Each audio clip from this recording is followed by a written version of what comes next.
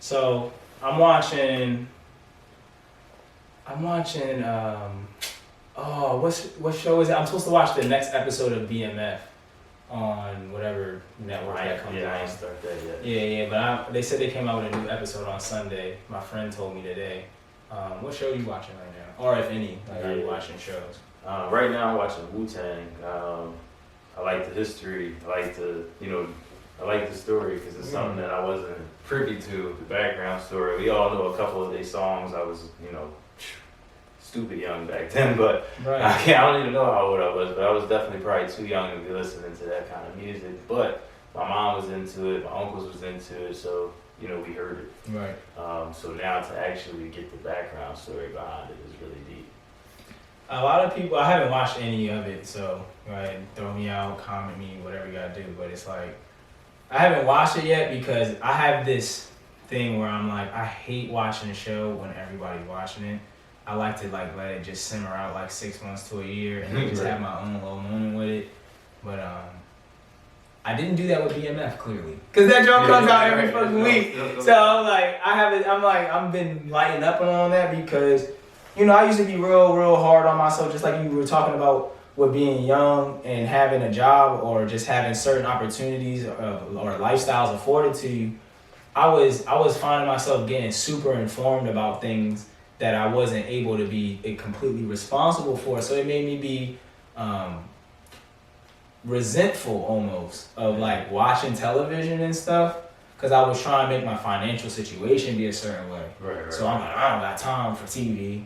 But it's like now, just for my own personal, just like, what's that called? Mental health and just chilling out and taking life balance, relax. That's the word I was looking for. Just on some relaxing type time.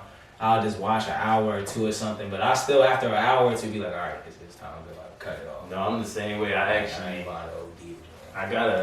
It's an internal clock, and I can't even control when it cuts off, but like, I'll just get up in the middle of a show and just walk away, and I don't care how it ends. That's good though. It don't even be that the show wasn't bad. It's just sometimes it happens in my body or my brain just is like, go do something else, and I'm just there with it. Forget the TV even on. That's interesting. And I found I usually, even when we do what you call binge watching, I might have a 2-episode max in me. Like it's hard for me to just sit there and watch TV. Right. But I also started watching Breaking Bad.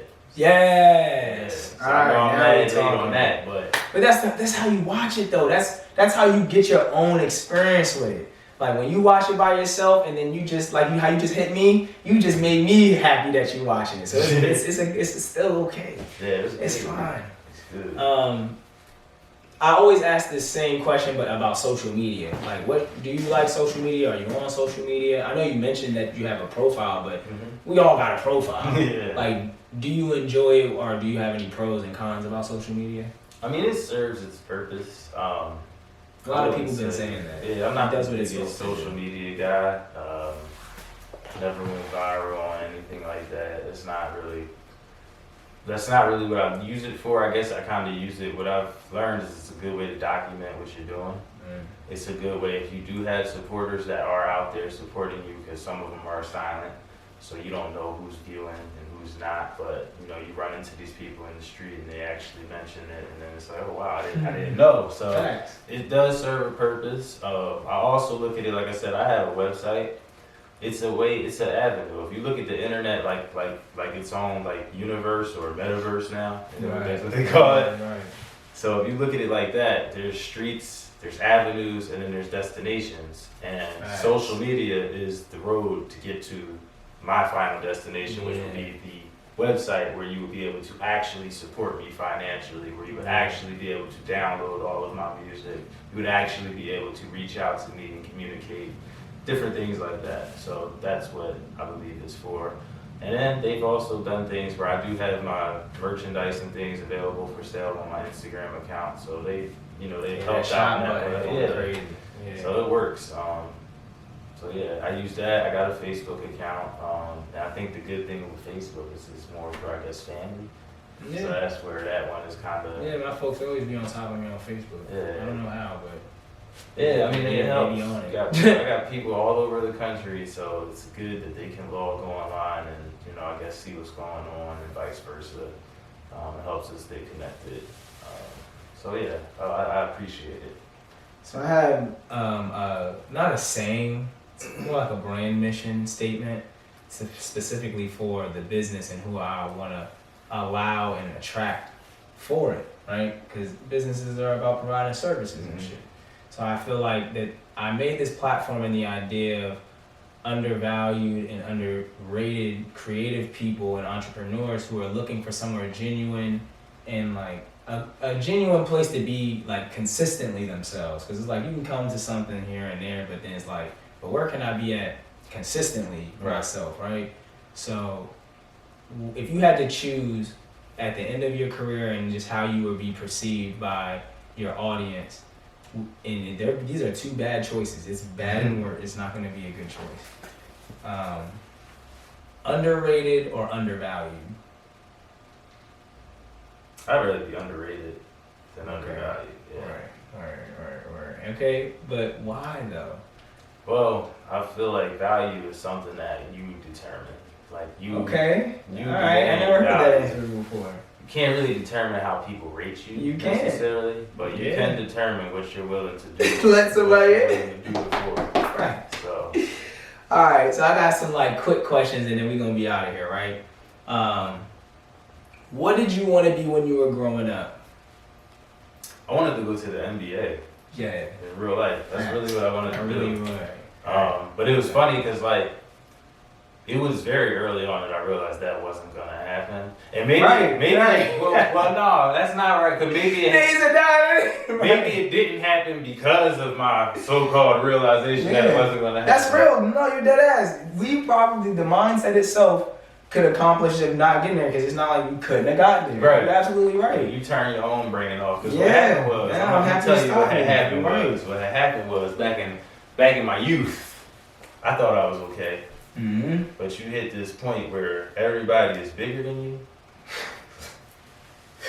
Literally, I don't know how it happens, but like something in the genes. They just, and I'm tall. I was like in 8th grade, I was like 6 foot tall. Right. But I got to 9th grade, and that's when it all changed because now all these other dudes is like 6'3", 6'4". They like stocky. I'm slim. Right. And it just was like, damn, this is different now. It ain't the same. But I had realized early on, like, damn, these dudes. They kind of already doing certain things that I'm not even interested in doing. I remember going to the track, and I was there for about 2 hours. And my natural workout at that time, I would do some stretching. I might run a lap around the track, then I would walk a lap, then I would run a lap, then I would walk a lap, then I would stretch, do some push-ups. I said I was there for 2 hours. This kid, one of the other athletes that was there, he was just running the whole time.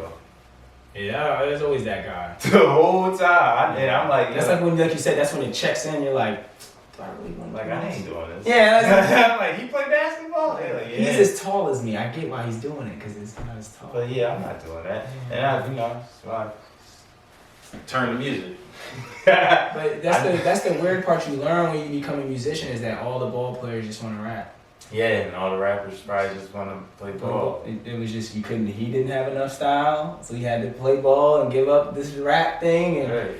I wasn't tall enough, so I had to pick up a rhyme book. Like it's like we live each other's life. It's literally how it is. Every ball player I talk to, they be like, man, but you own the space. Yeah. I'd be like, what? The space? I'd be like, that space. But anyway, all right. So the last thing, right? Because that goes into that's another perfect segue. How you want to retire your life? Like we know how we wanted, who we wanted to be, and then there's who we became. We still have full reign, like you said, on what our mindsets perceive and manifest. So what would you want to put your hard work and effort towards retiring on, or ending your life saying that you got accomplished? Whenever that comes, because now I'm really on some just enjoy the journey type stuff. Okay. But I want to make sure that I own real estate. Okay. And have something to pass down. That's really what I believe. At least right there, right? We might figure some other shit out, but right now it's like, all right, well, I know I need to have some real estate asset to pass down. Something to pass down. I want to pass down this entertainment too. I believe that my art and my creativity is probably going to, should outlive me for sure. Right. But I don't know, when or how many people may hear it when I'm not around, but I do want it to outlive me. Right. So that's something that I know I gotta work towards now if anybody's gonna hear it later. Yeah. So That I've never heard somebody describe it. That was really honest, man. yeah, no, I mean when I'm listening to music now That's and those honest. artists aren't here, it's like damn, I'm still. It's You like, still hit. like, It's still hitting. Yeah, it's still even like one of the most relevant songs ever is Tupac's Changes, and it's still relevant to this day. And he ain't even here. That song has been it's been relevant longer than he lived. Yeah. I just heard that the other day. That's crazy, right? That song outlived him and literally outlived him. Like it's more impactful than Now, I would like to live to be 100, but I still want my music to outlive 2, that. 3, 4, 5. Right. All right, y'all. So that's another one. I haven't named this segment yet. Hopefully I won't have to, but if I do, maybe y'all can help me figure it out. Blessings. Peace, y'all.